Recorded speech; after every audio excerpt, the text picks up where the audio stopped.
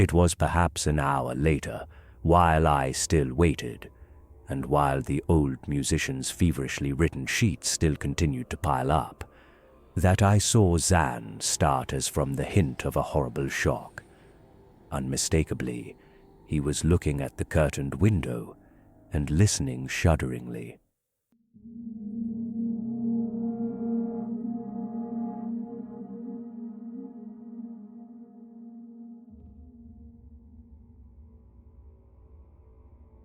The Music of Erich Zann by H.P. Lovecraft. I have examined maps of the city with the greatest care, yet have never again found the Rue d'Orsay. These maps have not been modern maps alone, for I know that names change. I have, on the contrary, delved deeply into all the antiquities of the place, and have personally explored every region, of whatever name, which could possibly answer to the street I knew as the Rue d'Orsay. But despite all I have done, it remains a humiliating fact that I cannot find the house, the street, or even the locality, where, during the last months of my impoverished life, as a student of metaphysics at the university, I heard the music of Erich Zann. That my memory is broken, I do not wonder. For my health, physical and mental, was gravely disturbed throughout the period of my residence in the Rue d'Orsay, and I recall that I took none of my few acquaintances there. But that I cannot find the place again is both singular and perplexing, for it was within a half-hour's walk of the university, and was distinguished by peculiarities which could hardly be forgotten by anyone who had been there. I have never met a person who has seen the Rue d'Orsay. The Rue d'Orsay lay across a dark river, bordered by precipitous brick, blear-windowed warehouses, and spanned by a ponderous bridge of dark stone. It was always shadowy along that river, as if the smoke of neighboring factories shut out the sun perpetually. The river was also odorous with evil stenches which I have never smelled elsewhere, and which may someday help me to find it, since I should recognize them at once. Beyond the bridge were narrow cobbled streets with rails, and then came the ascent, at first gradual, but incredibly steep as the Rue d'Orsay was reached. I have never seen another street as narrow and steep as the Rue d'Orsay. It was almost a cliff, closed to all vehicles, consisting in several places of flights of steps, and ending at the top in a lofty ivied wall. Its paving was irregular, sometimes stone slabs, sometimes cobblestones, and sometimes bare earth with struggling greenish-gray vegetation. The houses were tall, peaked-roofed, incredibly old, and crazily leaning backward, forward, and sidewise. Occasionally, an opposite pair, both leaning forward, almost met across the street like an arch, and certainly they kept most of the light from the ground below. There were a few overhead bridges from house to house across the street. The inhabitants of that street impressed me peculiarly. At first, I thought it was because they were all silent and reticent, but later decided it was because they were all very old. I don't know how I came to live on such a street, but I was not myself when I moved there. I had been living in many poor places, always evicted for want of money, until at last I came upon that tottering house in the Rue d'Orsay, kept by the paralytic Blondeau. It was the third house from the top of the street, and by far the tallest of them all. My room was on the 5th story, the only inhabited room there, since the house was almost empty. On the night I arrived, I heard strange music from the peaked garret overhead, and the next day asked old Blandot about it. He told me it was an old German viol player, a strange dumb man who signed his name as Erich Zann, and who played evenings in a cheap theatre orchestra, adding that Zann's desire to play in the night after his return from the theatre was the reason he had chosen this lofty and isolated garret room, whose single gable window was the only point on the street from which one could look over the terminating wall at the declivity and panorama beyond. Thereafter, I heard Zann every night, and although he kept me awake, I was haunted by the weirdness of his music.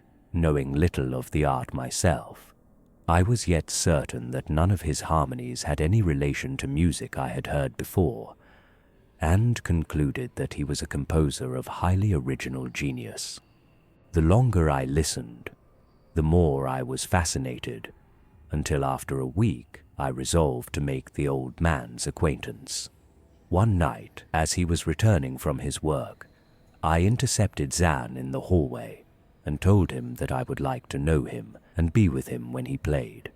He was a small, lean, bent person with shabby clothes, blue eyes, grotesque, satyr-like face, and nearly bald head, and at my first words seemed both angered and frightened. My obvious friendliness, however, finally melted him, and he grudgingly motioned to me to follow him up the dark, creaking and rickety attic stairs.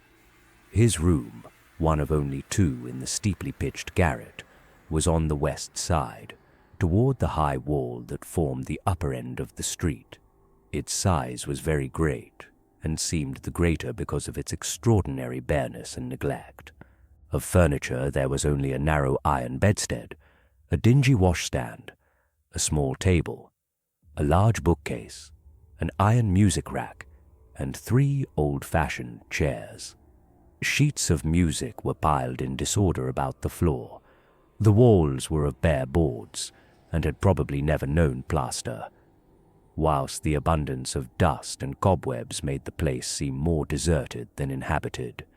Evidently, Erich Zann's world of beauty lay in some far cosmos of the imagination.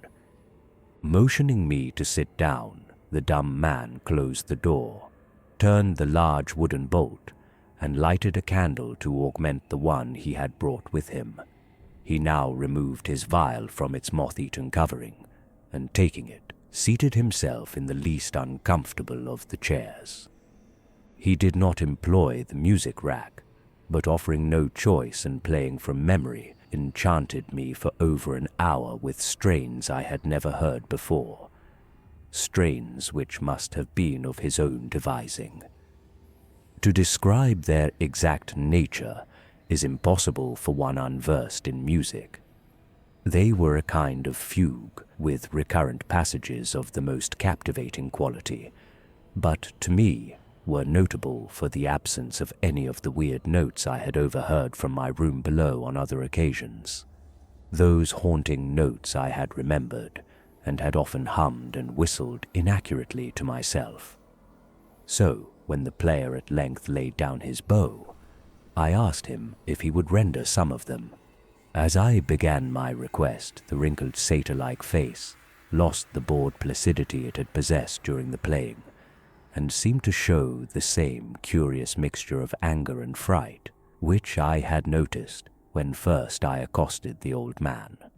For a moment I was inclined to use persuasion, regarding rather lightly the whims of senility, and even tried to awaken my host's weirder mood by whistling a few of the strains to which I had listened the night before.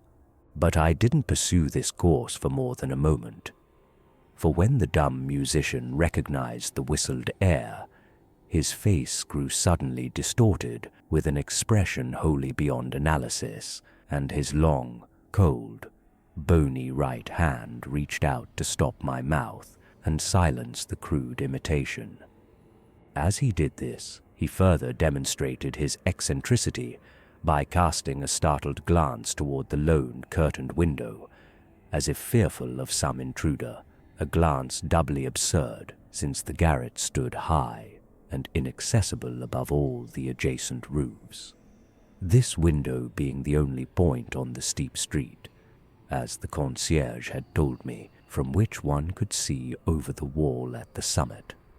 The old man's glance brought Blondeau's remark to my mind, and with a certain capriciousness, I felt a wish to look out over the wide and dizzying panorama of moonlit roofs and city lights beyond the hilltop, which of all the dwellers in the Rue d'Auseil, only this crabbed musician could see.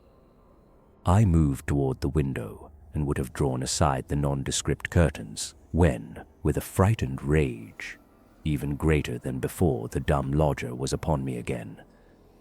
This time, motioning with his head toward the door, as he nervously strove to drag me thither with both hands. Now thoroughly disgusted with my host, I ordered him to release me and told him I would go at once. His clutch relaxed, and as he saw my disgust and offense, his own anger seemed to subside.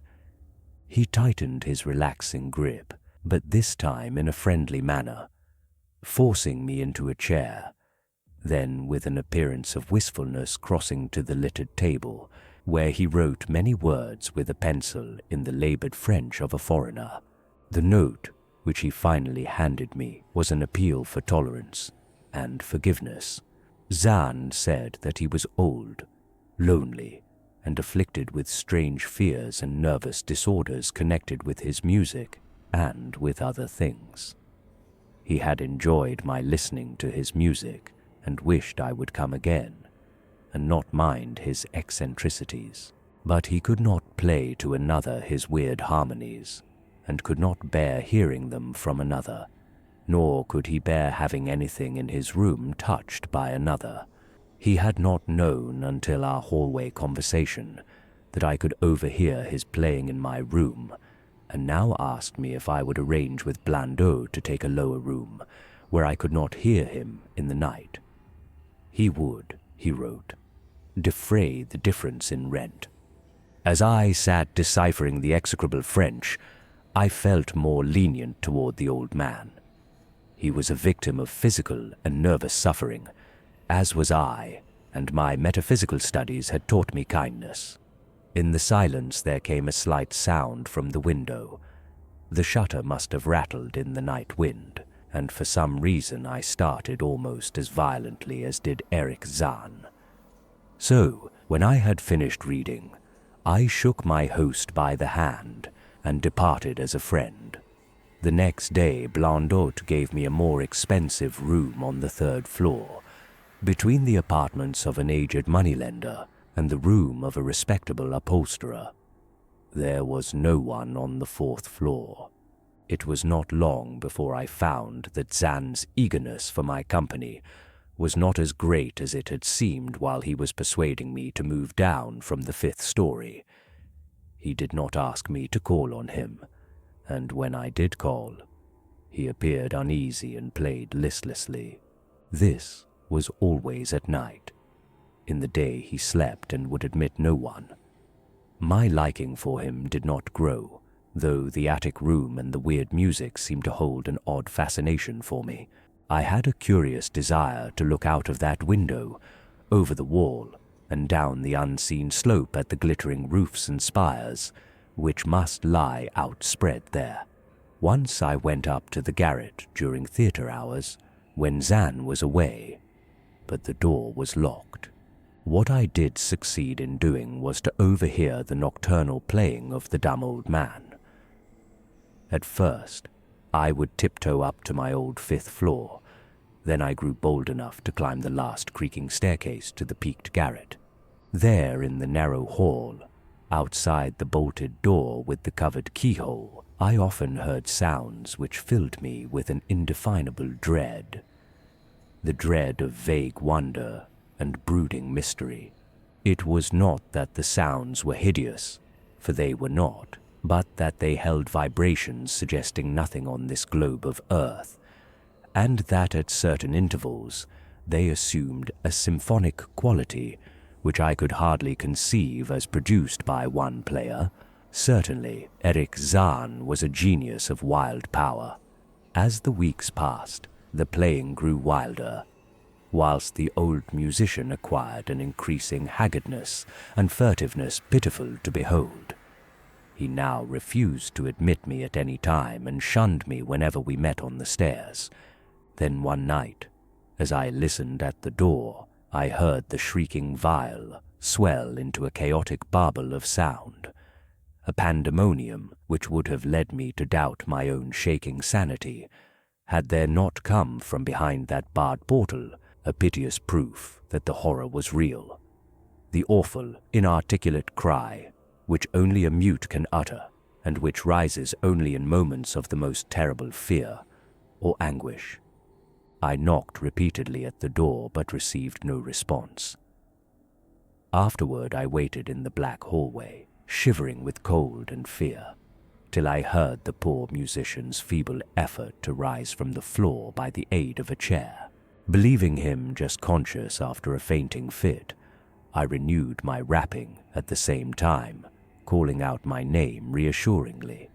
I heard Zann stumble to the window and close both shutter and sash, then stumble to the door, which he falteringly unfastened to admit me. This time his delight at having me present was real, for his distorted face gleamed with relief while he clutched at my coat as a child clutches at its mother's skirts. Shaking pathetically, the old man forced me into a chair whilst he sank into another, beside which his vial and bow lay carelessly on the floor. He sat for some time inactive, nodding oddly, but having a paradoxical suggestion of intense and frightened listening. Subsequently, he seemed to be satisfied, and crossing to a chair by the table, wrote a brief note, handed it to me, and returned to the table, where he began to write rapidly and incessantly. The note implored me, in the name of mercy, and for the sake of my own curiosity, to wait where I was while he prepared a full account in German of all the marvels and terrors which beset him. I waited, and the dumb man's pencil flew. It was perhaps an hour later, while I still waited, and while the old musician's feverishly written sheets still continued to pile up, that I saw Zann start as from the hint of a horrible shock. Unmistakably, he was looking at the curtained window and listening shudderingly. Then I half fancied I heard a sound myself, though it was not a horrible sound, but rather an exquisitely low and infinitely distant musical note, suggesting a player in one of the neighboring houses, or in some abode beyond the lofty wall over which I had never been able to look.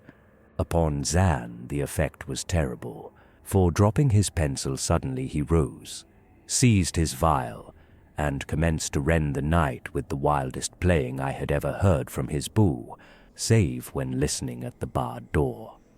It would be useless to describe the playing of Erich Zann on that dreadful night. It was more horrible than anything I had ever overheard, because I could now see the expression of his face, and could realize that this time the motive was stark fear. He was trying to make a noise, to ward something off or drown something out. What, I could not imagine, awesome though I felt it must be. The playing grew fantastic, delirious, and hysterical, yet kept to the last the qualities of supreme genius, which I knew this strange old man possessed.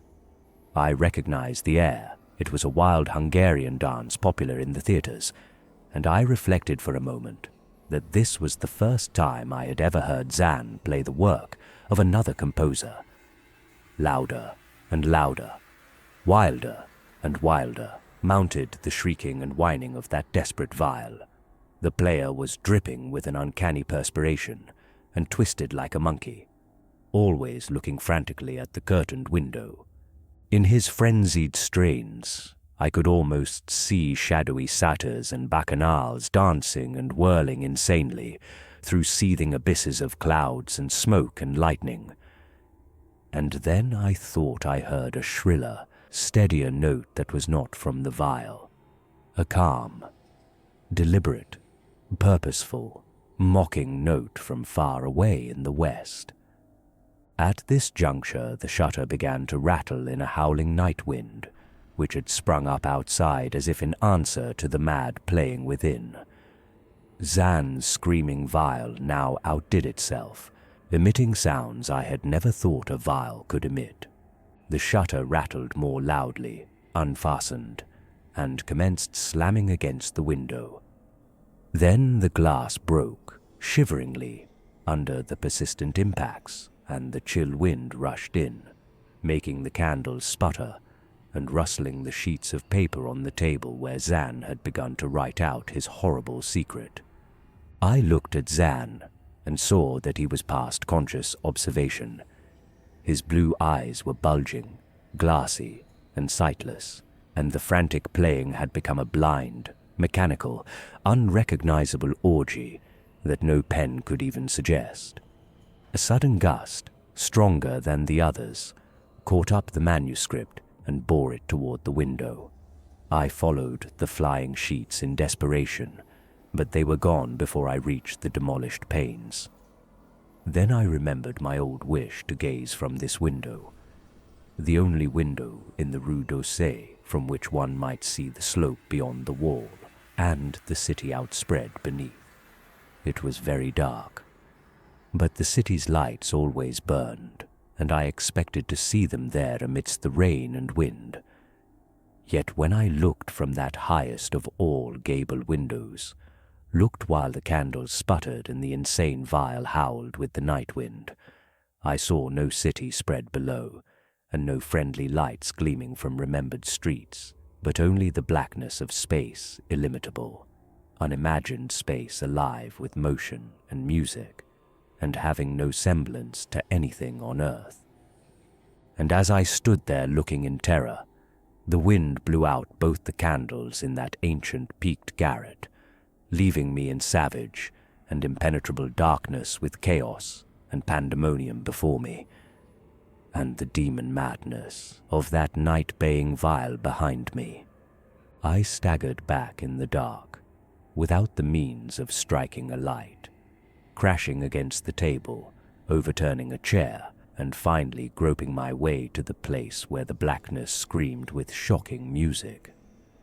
To save myself and Erich Zann, I could at least try whatever the powers opposed to me. Once I thought some chill thing brushed me, and I screamed, but my scream could not be heard above that hideous vial. Suddenly, out of the blackness, the madly sawing bough struck me, and I knew I was close to the player.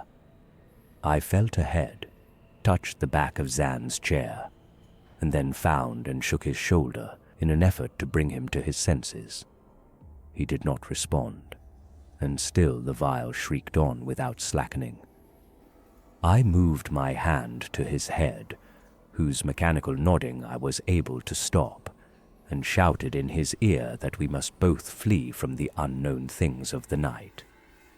But he neither answered me nor abated the frenzy of his unutterable music, while all through the garret strange currents of wind seemed to dance in the darkness and babble. When my hand touched his ear I shuddered, though I knew not why till I felt of the still face, the ice-cold, stiffened, unbreathing face whose glassy eyes bulged uselessly into the void. And then, by some miracle finding the door and the large wooden bolt, I plunged wildly away from that glassy-eyed thing in the dark, and from the ghoulish howling of that accursed vial, whose fury increased even as I plunged, leaping, floating, flying down those endless stairs through the dark house, racing mindlessly out into the narrow, steep, and ancient street of steps and tottering houses, clattering down steps and over cobbles to the lower streets and the putrid canyon-walled river, panting across the great dark bridge to the broader, healthier streets and boulevards we know. All these are terrible impressions that linger with me, and I recall that there was no wind, and that the moon was out, and that all the lights of the city twinkled. Despite my most careful searches and investigations, I have never since been able to find the Rue d'Aussay. But I am not wholly sorry, either for this or for the loss in undreamable abysses of the closely written sheets which alone could have explained the music of Erich Zann.